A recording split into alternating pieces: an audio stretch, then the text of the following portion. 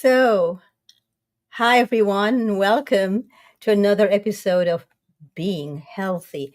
This is really a live stream that looks at all the different ways that we can actually consider being healthy. There's not just any one way. Today, we're going to be exploring what I think, and those of us, the co hosts, think is the healthiest way to be on in a body in this short period of time that we're here on Earth. But we have stories that took us there. We have a lot of different things that we did. And I would like you to hear these stories today because one of the things that I want to talk about and speak about today is that there's not just any one way of being healthy. What works for one person very well might not work for another person. For somebody else, they say, I changed this and that, and then the healthiest I've ever been, and it works for them. There are those of us who we do not see that as being healthy for us. We still have problems. We have lots of issues. So we have to keep looking for a different level and different ways of being healthy. And that's the stories you're going to hear today. We're the co-hosts of Being Healthy, and we're going to be looking at the ways in which we needed to change our lifestyle. And it's a lifestyle issue. Being healthy is a lifestyle. Being sick is a lifestyle. Being annoyed is a lifestyle. And also being irritated is a lifestyle. Being anxious is also a lifestyle. It's what we say to ourselves is who we think we are vis-a-vis other people in the world, but specifically how we feel about ourselves. So our lifestyle reflects that.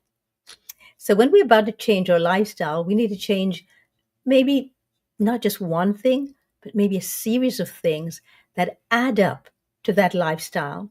So we're going to start today by looking at living foods. Now, why do I say living foods? You'll hear some people say raw foods. I never use that word. I'm very particular. I studied linguistics and NLP, neurolinguistic programming, and I have a course called Peace-Based Communication Skills, which I do teach. And what this is about creating a space in our language and in our self-expression or expressions of ourselves that are truthful. So we're not using words that are more delusional or words that are popular. For example, I do not use the word positive or negative because that's a judgment. It's a judgment. Instead, I think we need to really be focused on being as clean with our language as we are with our food, if we're clean with our food, and with our own in-breath and out-breath. So every time we breathe in a certain amount of molecules. That's energy. When we breathe out, we also breathe out molecules as well. That's also energy. But the energy that we put into it has a lot to come from our thoughts or behavior systems or thought patterns or belief systems, and it all has to do with languaging. So I do not use the word raw. I use the word living because I think, and I've thought this since I was a child, that everything in the world is cooked already. The sun cooks the food already for us, unless it's a root vegetable and it's buried under the earth. It's also cooked by the moon and the stars. And then we're not going to go into the rain and all the other things, but this is the reason why I do not use the word raw, because I don't think anything is raw. I think our emotions are raw, but not when it comes to food. And so I see the whole earth, all the trees, all the plants as being cooked already, but they're cooked exactly to that vibration level where the body can receive it and knows what to do with it. So when we put food on a stove or in a oven or on a barbecue pit, what we're doing is we're damaging the healing molecules and all the 5 elements in that food. We'll do a show on the elements at some other point. However, that's why I don't use it. So I'm going to bring on today 2 co-hosts who went the living foods lifestyle. But it's a lifestyle, so it's not just about food, it's everything else that they've done in order to really harmonize their lives into being fully living beings who are alive. We're going to start by actually looking at a quiche. by Pete and Hannah. And I want you to look at this living quiche uncooked. So if you think, oh, that's going to be boring, what does she mean she's not going to be cooking anything? Look at this.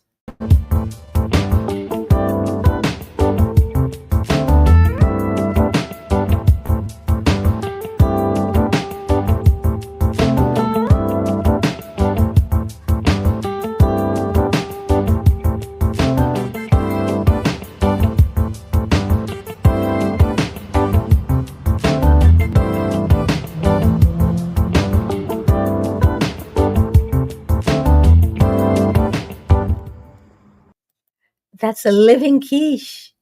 And the entire world is there. Did you see the flowers and the plants and the greens and everything that the earth gives us and already cooks for us? And so I think the absolute genius of Pete and Hannah is how to put it together and make it look like the overcooked stuff. I don't call that food that we put in the oven or a pit or whatever cooked. I call it overcooked because it's already cooked.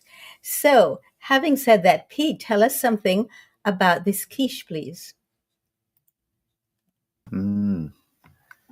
Well, we got into the quiches. Hannah was through the pregnancy.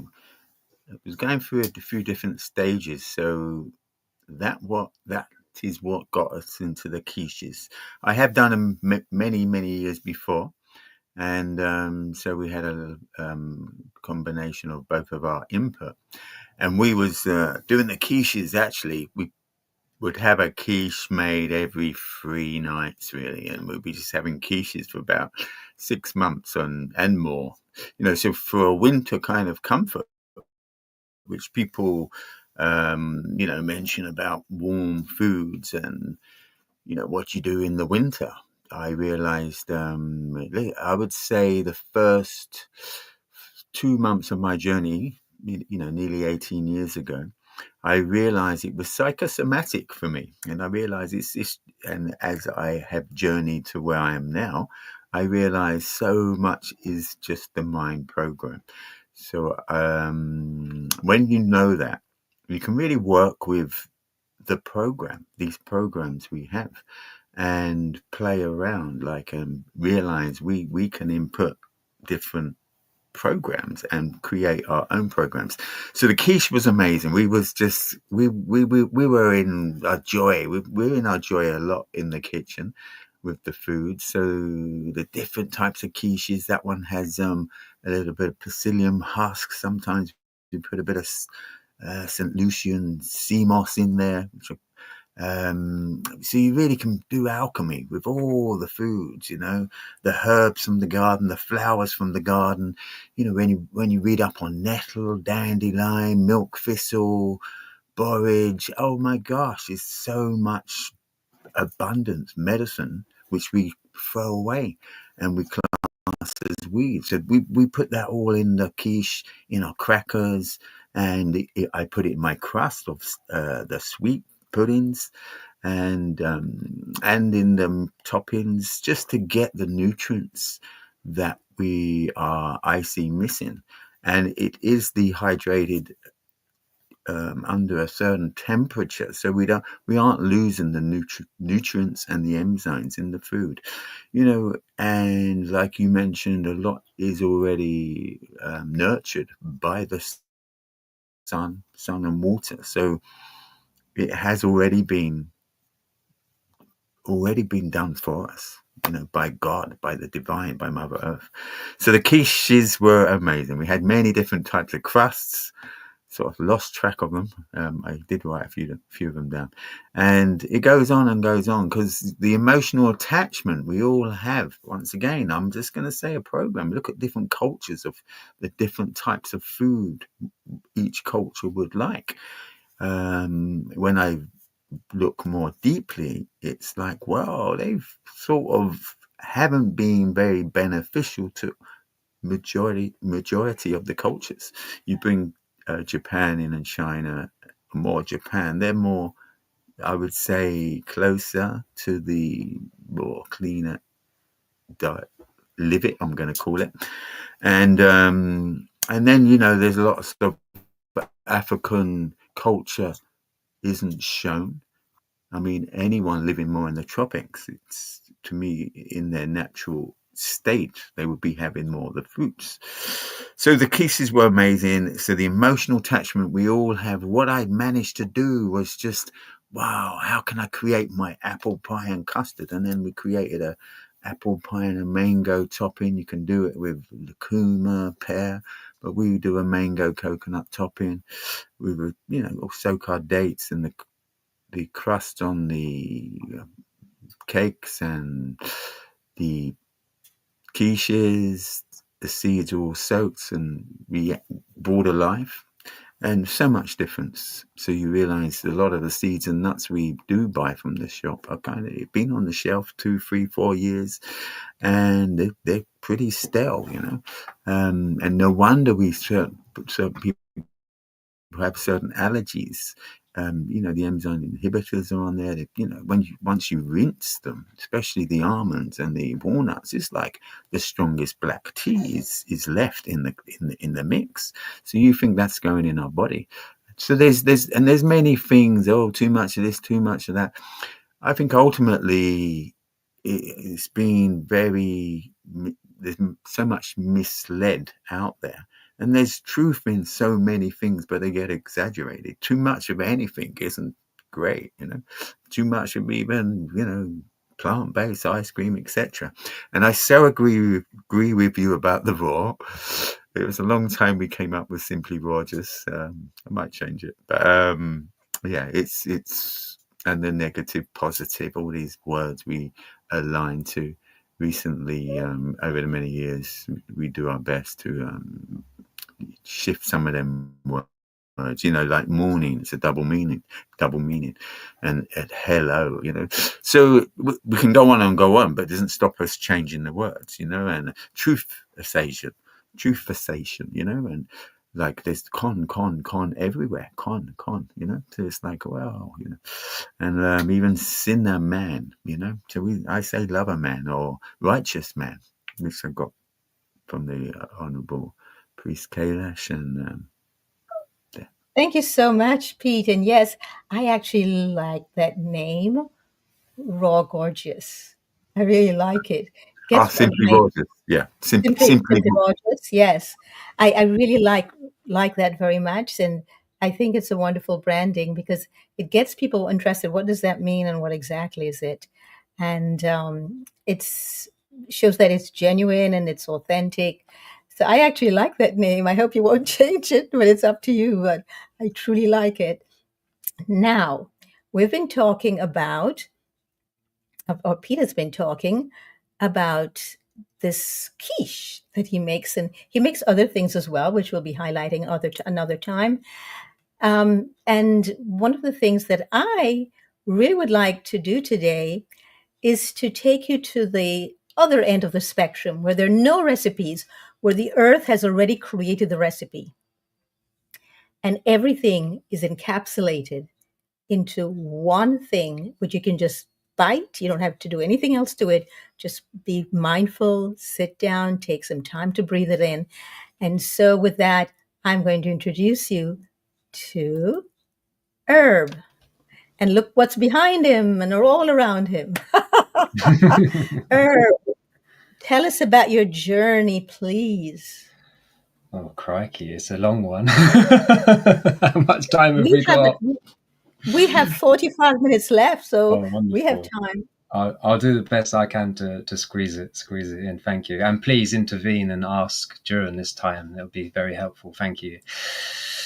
So, yeah, my journey began like most people, really, living a conventional way of life, form of eating, yet mine was so unhealthy from a very, very young age.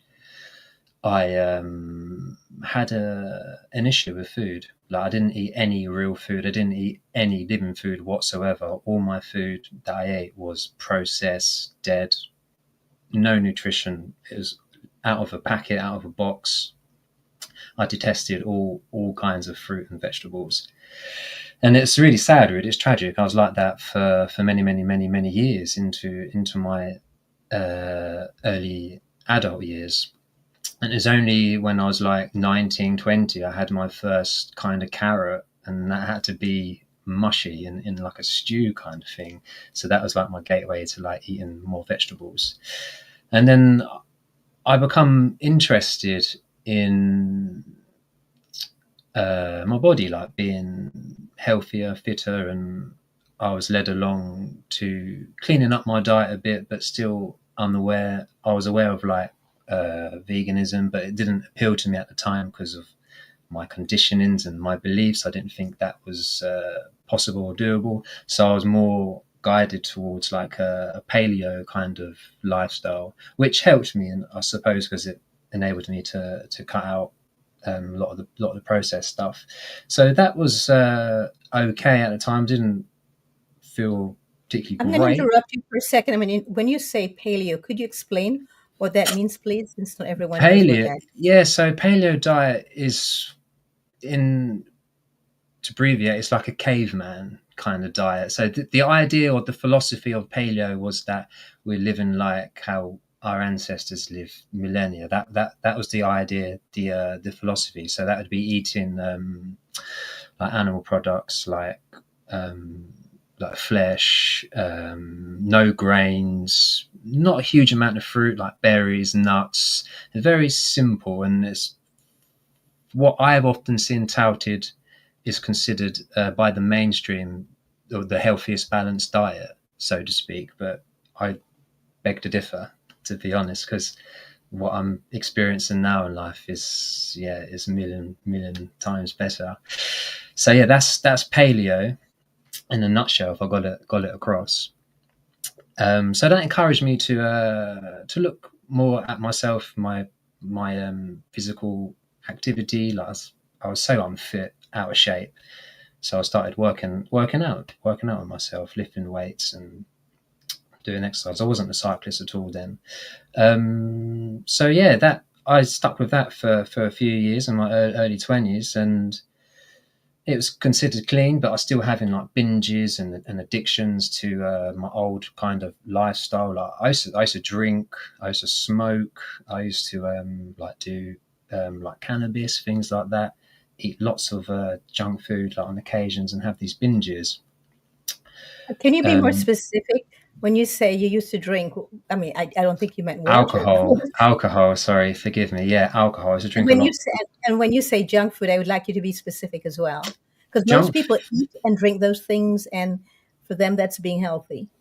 Mm, yes, it's all marketing, isn't it? Tells you it's healthy. So junk food for me was like just processed food in general. I eliminated fast food, like takeaway meals, like McDonald's and things like that. So I'll come away from that. But junk food for me is like in the UK we call like biscuits. We have biscuits and we have like cakes and like tins of chocolate and packets of crisps, like potato chips is known in America. So I'd often find myself binging on things like that and ice cream at times. It was very unstable, but it was, on the whole, my diet was so much better than it was for the most part of my life at that point. And during that time, I kind of had it all. I was in a relationship, stable relationship. I had like my own business. I was working like 50 hours plus a week, and my work at the time was like property management, maintenance, refurbishments, painting and decorating, kitchen fitting, like home renovations, looking after like rental properties. So I was very busy and very active. And then there come a point where I just fell really ill, and I found out that I had fibromyalgia, and I couldn't work at all, couldn't do anything. I was bedridden for weeks and weeks and weeks. My whole life just come crashing down. It cost me my livelihood, my relationships. Yeah, it sent me in a dark place. So I was struggling with that, and I was doing my research, like finding out how can I help myself. So I wasn't getting any help at all. from our NHS, the National Health Service, our doctors. And I was becoming more aware of veganism, and I was interested in that, and I was making the connection with the animals because I had time. I couldn't do anything else. I wasn't distracted anymore. Maybe I was distracted by my pain and suffering, but I was researching and looking into things, and I was very drawn to veganism and learning about it because I was aware that in the past that I had dismissed it, and I just felt this calling of I need to change something, and I always felt like because I cared about the world, and I always considered myself as an animal lover, very sensitive person, growing up very like caring and thoughtful of others, and I just started questioning myself, like how can I justify eating animals and things like that. So I made the connection with the animals, and I thought, you know what, I'm just gonna go vegan. Like my health's bad enough as it is. If I'm listening to everyone telling me, you know, my health's going to get worse, like what have I got to lose? I'm already in a bad place, and I couldn't find an argument against it. So I went vegan, and in an instant, I didn't look back once because I was eating like what was considered the best kind of source food, like animal products. It was all organic, pasture raised, grass fed, lots of dairy, eggs, and I was addicted to it. And literally in an instant, I just let go and didn't look back. I didn't crave it anymore once I made that connection with the animals. And for the first time in my life, I started eating more fruit than I'd ever had, because I hardly ever ate any fruit apart from some berries or something. And it's opened up a whole new world for me trying out new recipes, because I was stuck in the mindset like, well, I need to replace my protein. So I'd like look for new sources of protein like quinoa and chickpeas and lentils. So it opened up a whole new world for me, being creative and learning new tastes and flavors of things. So that was wonderful. And over time I started to feel better. I just noticed a huge difference. I didn't feel so heavy. Wasn't a miraculous recovery, but it enabled me to do new things. So it got me into cycling, which I'd never ever done before. And I still have setbacks and stuff with the fibromyalgia, the chronic fatigue, but cutting away from the animal products, having more fruit, just felt a difference. And yeah, I become more active on the bike, and then over time it just, yeah, here I am. This was like literally 2 years after like having this fibromyalgia that I became so strong on the bike within a couple of years of cycling.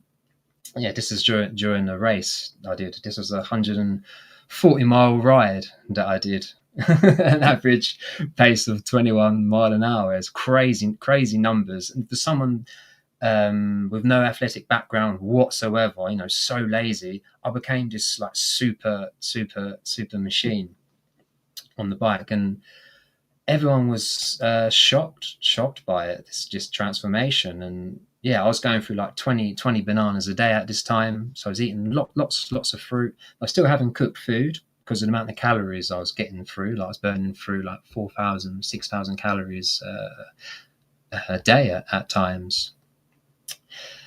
So yeah, and that was like the fittest I'd ever been in my life. And the numbers that I achieved, my heart rate data and my power data, I was in the top 1% fittest in the world for my age, and my numbers were very close to being pro level. And then obviously life changes and throws curveballs. Something tragic happened in life. I had terrible injuries. I think I touched on this before. That I was sent into a dark place. Like I had chronic pain. I had sciatica, a hip impingement. I was in so much pain, and the fibromyalgia had come back because I wasn't active, and a real dark place. And I felt law to do my own research, because again I couldn't get any help from anyone. All the medical experts, so-called professionals, I was being passed around from one person to another, and they're just like left scratching their heads and not knowing what to do. And it was very sad and tragic at the time, because I just wanted to know all it was so I can accept it and move on and work towards healing, getting better. And again, this lasted for a couple of years. So I'd be up every single night doing my research, looking into all kinds of different diets. I knew I was on the right path being vegan, cutting away the animal products, because the night and day difference that I felt and what I achieved from that, being a top athlete. And I just felt it's calling, drawn to raw vegan, and because I'd heard about it before, and again I remember my beliefs at the time that, oh no, you can't survive on raw and all that stuff. So I thought, oh no, I'll question myself and look into it further. And yeah, I was inspired by others, and I just picked up on this kind of frequency I was getting from people that were raw, this vibe, this feeling, this energy I was seeing from these people promoting this raw vegan lifestyle. And I gave it a go. There was a time in August. There was this thing going on called Rawgust. So you go the whole month of August raw, on raw living foods, and yeah, lots of nuts and seeds, fruits, which I was already eating, but my fruit variety was quite limited at the time. It was mainly bananas and berries. And within that, it was a difficult transition that month, because all kinds of cravings come in. Like, I don't remember going without a cooked meal, and come evening time, it was like, boom, these like real cravings and urges and these unconscious habits and patterns that we go through in life that we're unaware of and dictate us. So I was confronted with that, and my awareness was more heightened and recognizing this, and I felt this connection with nature as time went on, and I was encouraged to like start growing my own food, and I dug a vegetable patch, and I just felt so much peace and healing in that. But yeah, it didn't kind of get rid of the pain I was going through. I just felt more loving, more open, more kind of spiritual, some would say, this connection with nature. And I knew I needed to do something. And I come by this fruitarian group some months later, and it was a wonderful group, just full of love and care and positivity, joy. And so I was lured into that, and I dived in at the deep end. And what was recommended at the time was to go on all fruit, no salads, no juicing, nothing like that. Just go on all fruit. The emphasis on sweet, ripe, juicy fruit. And at the time, watermelon was available for me, and that's what I lived on for over a month. And I'll tell you what, within the first 2 weeks of just eating watermelon, it was like the light bulb effect come on. Like, for the first time in my life, I bounced out of bed full of joy and energy without any pain. Like, I was suffering so much every single day, waking up stiff and tired, and I was like, wow, this is amazing. And I just love the pure simplicity of it. You just get a piece of fruit, cut it, eat it, and compost it. Done. There was no messing around. There was no cooking. There was no cleaning. Shopping was easy. Yeah, it was wonderful. And as time went on, I just felt so much better. I was out on the bike again, pain free. I avoided surgery because I was due to have hip surgery as well, so I managed to avoid that, fortunately.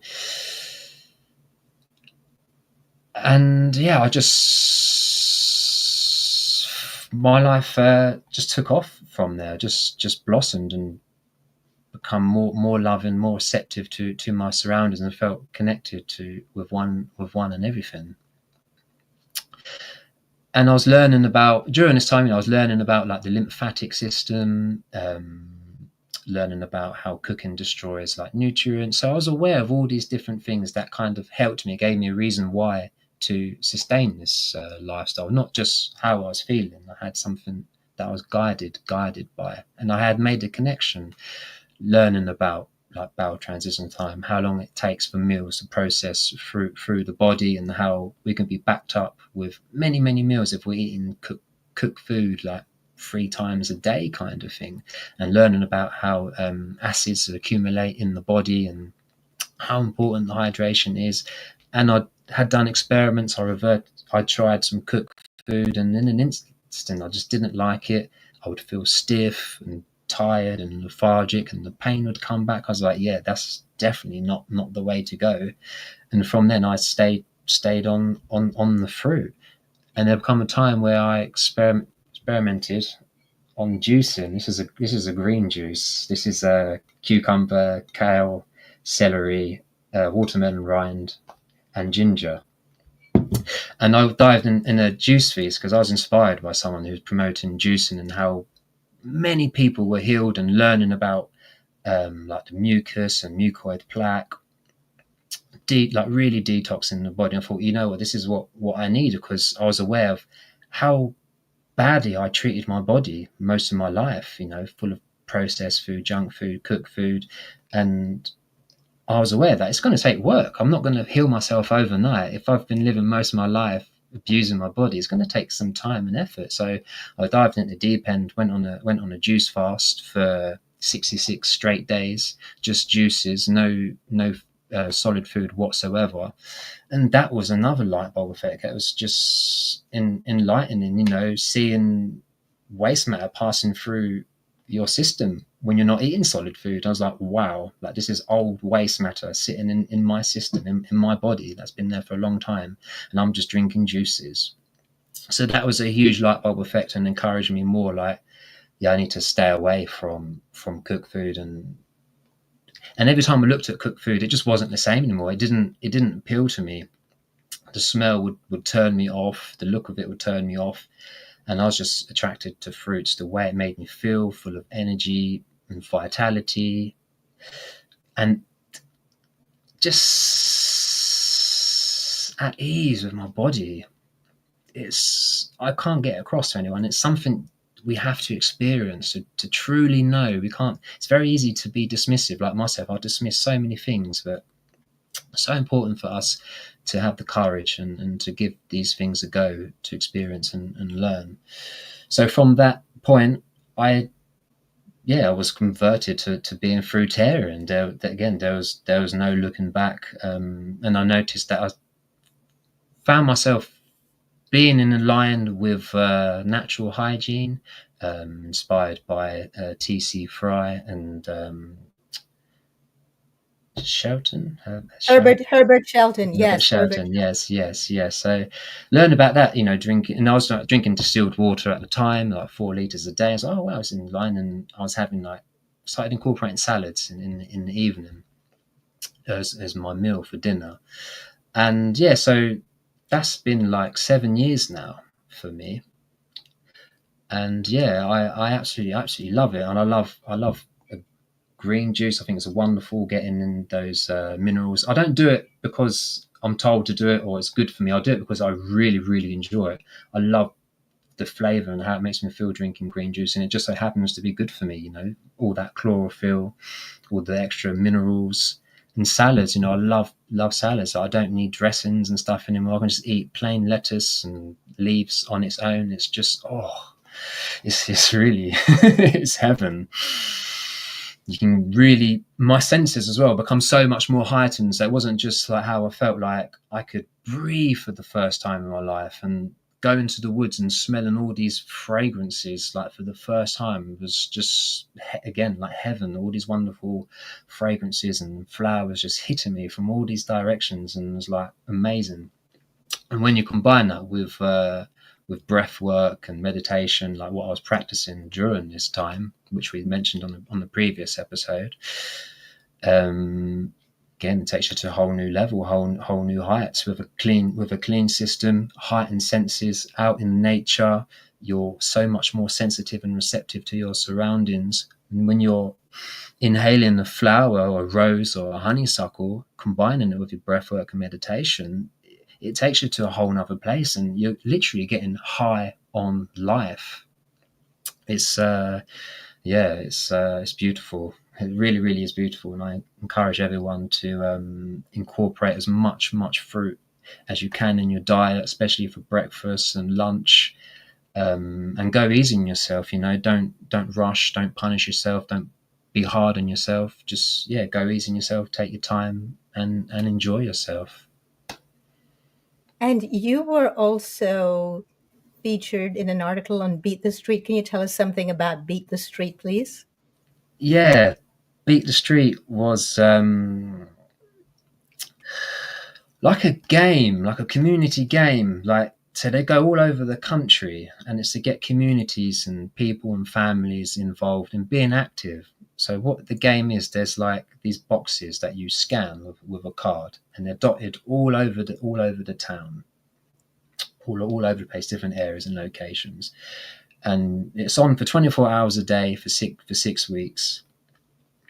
So that come to our town, and I started a bit late, and I saw everyone just tapping these boxes all over town. I was like, oh, what's going on here? And I learned about it. So okay, this is great. So I used it as a tool to get the most out of my workouts, my running and cycling, and that was great. And there was a leaderboard, so people would accumulate points, and you can win prizes at the end who can get the most points and things like this. So I thought, you know what? Yeah, that was cool. I thought, yeah, I'm going to give this a go, see how far I can get. And then, yeah, I just got carried away with it. It became relentless. Like, I was doing like 33 hours a week of just cycling. And I got my son involved as well. He loved it. We would do that before school, going to all these lampposts all over town, all these different landmarks of our area. And it's wonderful. Get him out in the morning before school, and as soon as school finishes, but right, should we Beat the Street then? We'll have a little playlist, like a music playing, to get us in the groove, so to speak, and we'll be out, watching the sunset all around town. It was beautiful, and every so often the organisers would organise community events where you can earn extra points scanning these boxes, and there'd be certain activities within that on that day to encourage families to be together and get together and be active and share the love and joy. It was a beautiful experience, and it gave me the opportunity to showcase and demonstrate this lifestyle, how it's sustainable. I'm just living on eating fruit, and I'm pushing myself like beyond my limits. Everyone become interested in what I was doing, and they're inspired, like, to get out more, be active, eat lots more fruit, being in nature outside. Yeah, it was wonderful. It become really, really hard. It started off as just a bit of fun, and then it become intense because I become aware there was a record to be broken. Like, the most amount of points that this game had accumulated in the world was like 80,000 points, and I just kept setting myself new targets and challenges. I thought, you know what, I can meet that target, 80,000, and I end up smashing it and getting 100,000 points. And our town had the biggest turnout as well, so they set a new record. The town I live in, called Harwich, did a really good job of Beat the Street, and the organisers were so happy and so impressed. Yeah, it was wonderful. But it was just wonderful seeing the families together, getting involved, just running up and down towards these lampposts. So you can run, you can walk, you can cycle. I did a combination of running and cycling, but then it came to a point where, like, I couldn't sustain the running as well, so I just focused on the bike, just getting myself over the line.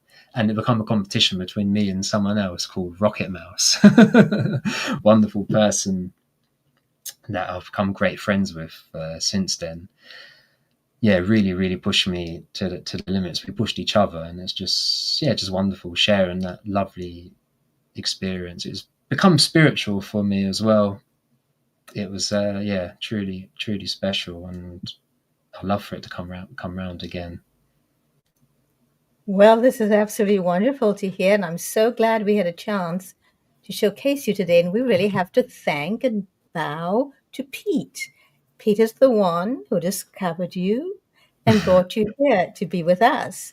So, Pete, having heard this story now, all of this, what about Herb really inspired you to recommend him to be a co host on the Being Healthy show? Oh, there's sustaining 7 years on fruitarian in England.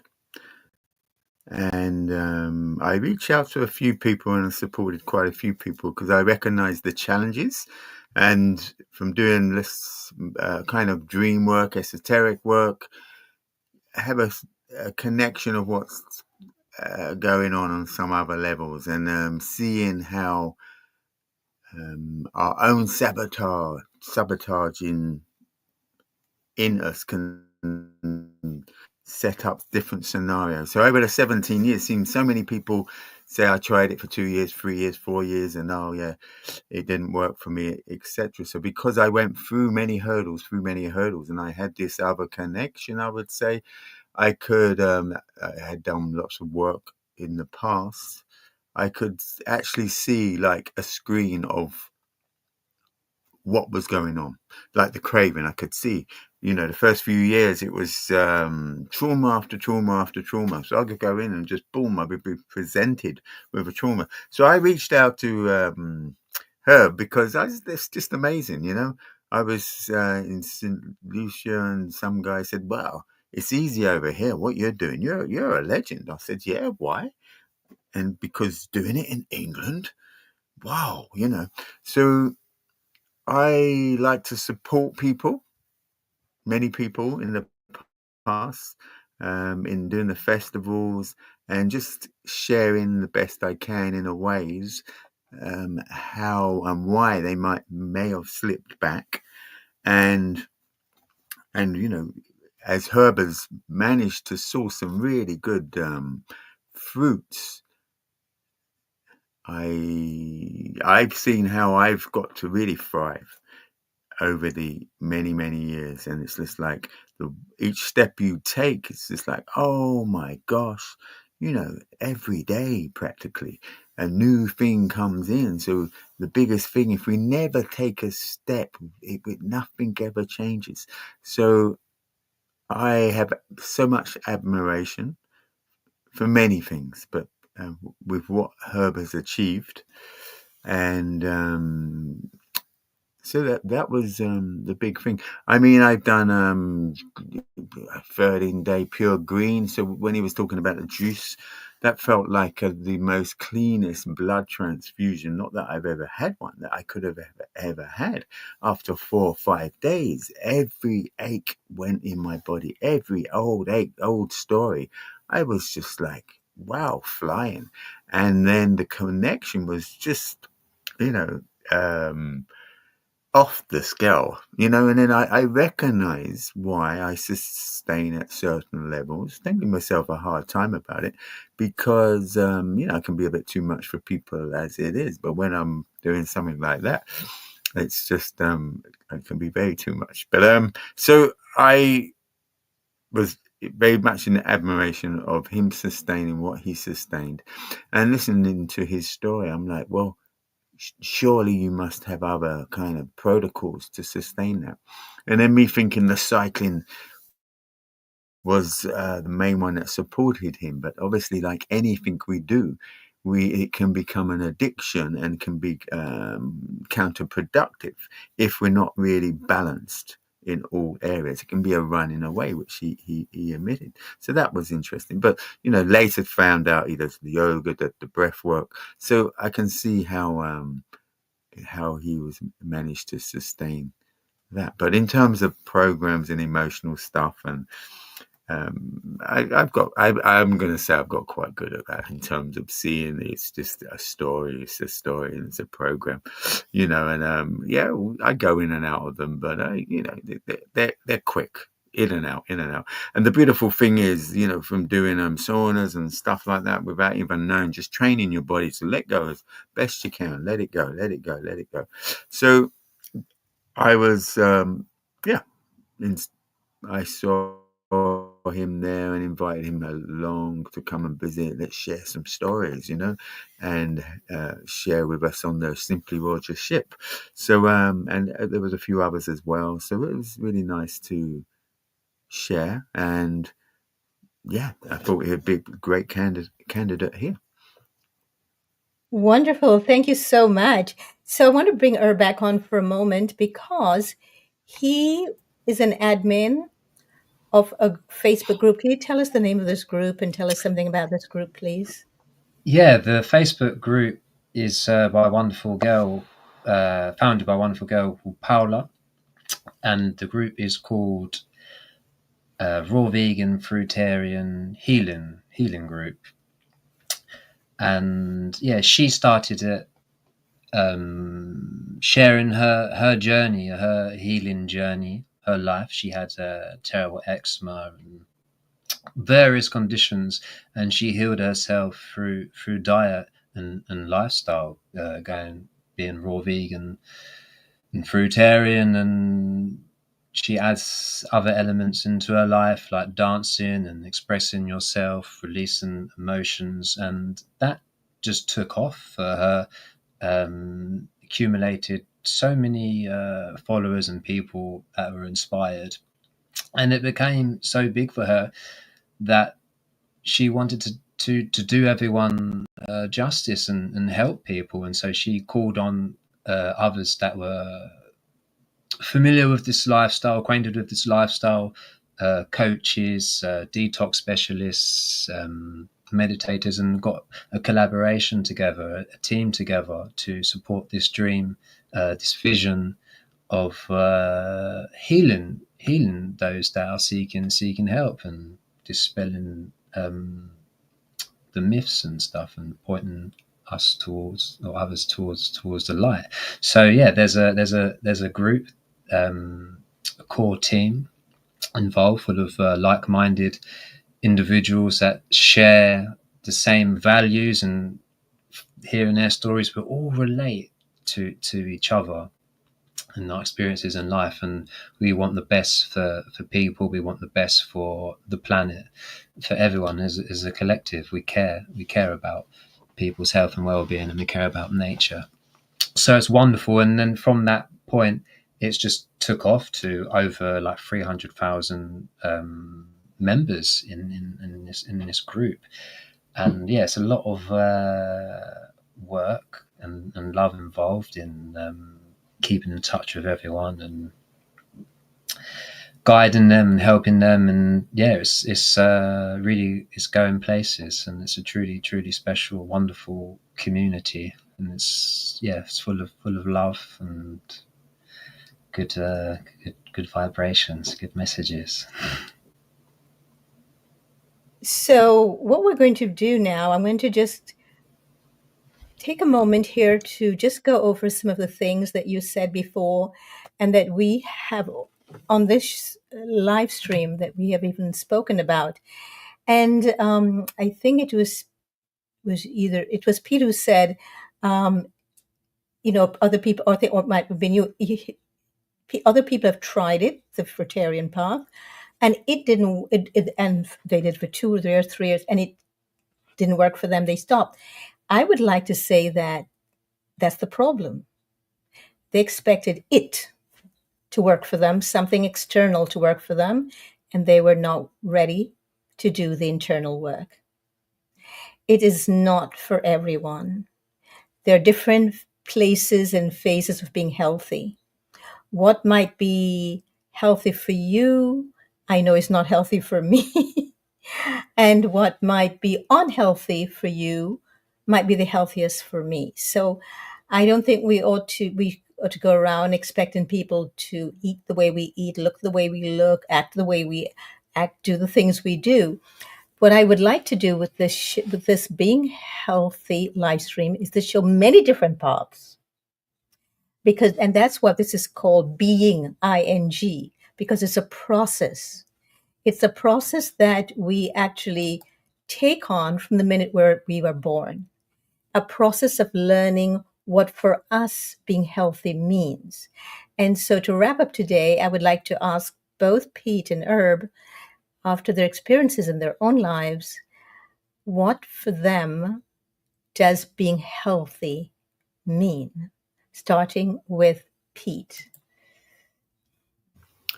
Ooh, what does healthy being mean? For me, it's ooh, I mean, like you mentioned, yeah, not to be judging on any other person. I would just do what I'm doing and share with who may want to know. Healthy for me is feeling a feeling that. Okay, I'm going to stop you, Pete. It's not Oh, about healthy. It's the okay. actual title, being. I chose the words being healthy for a reason.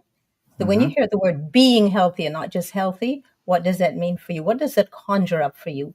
Being healthy. Being well, just to me, we can be doing, trying, and a being. So it's to me, it's being just being more present. So that's one of many I could choose. So, we're a human being, but there's many different definitions of that. So being able to be with yourself, a being, and we could say spirit being in So our that's best. huge. That's huge. You just said being with yourself. And Mm, that's very often the missing link for most people when they wish to change their lifestyle. They do not include themselves. And to learn how to be with yourself is the biggest challenge with all the distractions that we've created for ourselves these days, with starting with children. We try to distract them. We plop them in front of a television screen. Now we give them an iPad. They're constantly online. There is no opportunity or chance for them to know about themselves at all. And that is why the name of my book is Being Healthy, my newest book. The podcast is a companion podcast, Being Healthy.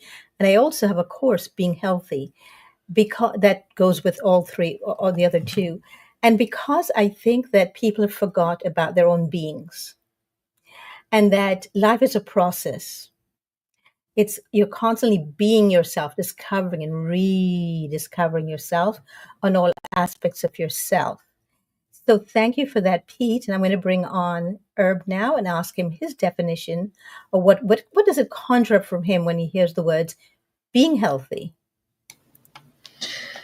Yeah, ultimately, being healthy is being present and being loving, accepting yourself, accepting life, and living life, squeezing the juice out of life as it is. That's really the root of it. Whatever you're doing, if you're doing it with an open, loving heart, conscious, that's being healthy. And what comes from that is a byproduct of that. That's for me. That's the root.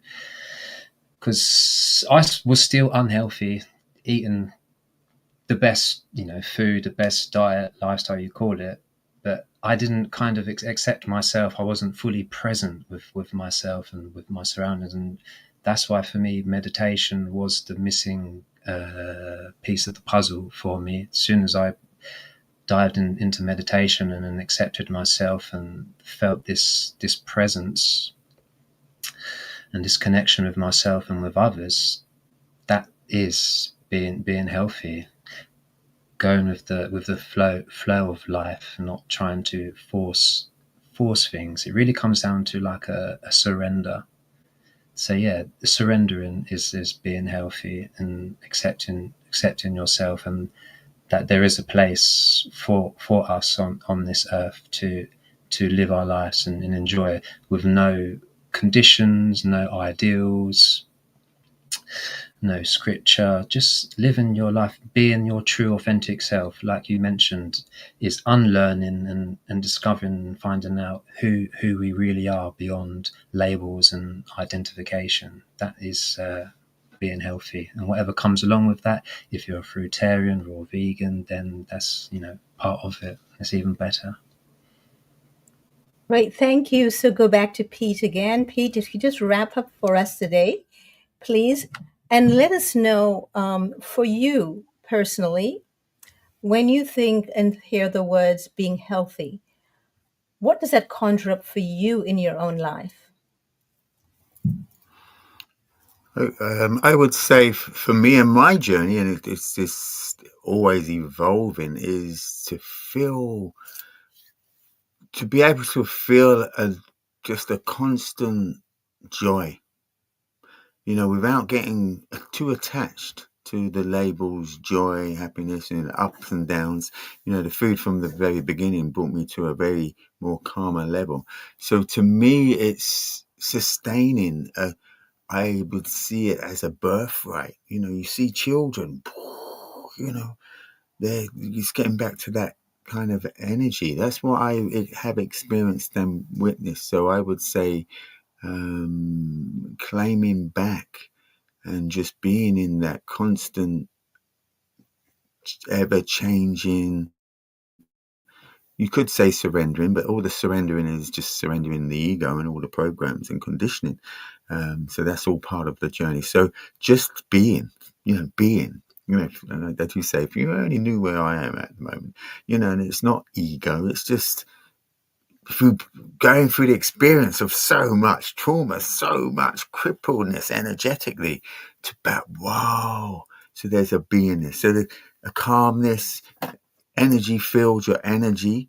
There's a responsibility of our energy field. We don't realize, we think we're just physical, but what's going on in our energy field when you get that more sensitive is bizarre. So a calmness, a beingness, acceptance, all comes down to just dropping the programs, the ego, the mind, coming off the computer, just being, and still doing, but being from a more whole beingness, heartedness connection. And you have a raffle that you would like to actually do right now. We're That open to would be amazing, yes. because I So did put come it out on. there, and we got a bit late as well because we had a flat tire. So I've got it here, and I'm just going to quickly pick out the names. A name, and I've got one, and the name is Burritos and Jazz. So that's one name. But what I wanted to do, that's the first. We wanted to do a second and a quick third. But tell us For, about the raffle too. the raffle was a mix of our garden herbs, crackers, and cauliflower wings, tahini, a whole homemade, sprouts, seeds. So it's like a starter pack. And this is Luna Soul Stores. She's come second, so she's going to get a little gift as well. One more. So thank you ever so much for doing this. The Terrain Libertarian, awesome. So a little gift for that, but the main gift was going to be for burritos and jazz. So thank you ever so much for doing that, and thank you everyone for taking part in that. But back to the show. How wonderful. Actually, we're about to finish the show right now. That was the Yeah, last thing we're going to be doing. we will do more as well, because me and Hannah got quite excited sharing some of our. It's like a starter kit, getting them in sprouting and the crackers and explaining, and we'll put a little write up for them. Well, join us again next week when we spotlight Pete and his own story.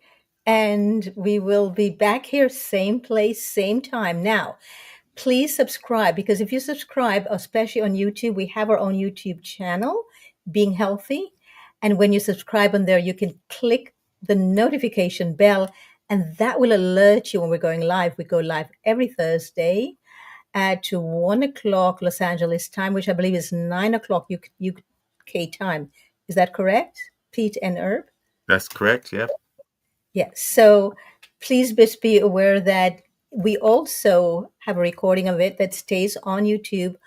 It's also on my Facebook channel and my X channel, but it's also on Instagram via Pete. So let them know where they can find it on Instagram, please, Pete. Which is Simply Rogers, on Simply Rogers. Wonderful. Hello, Hannah.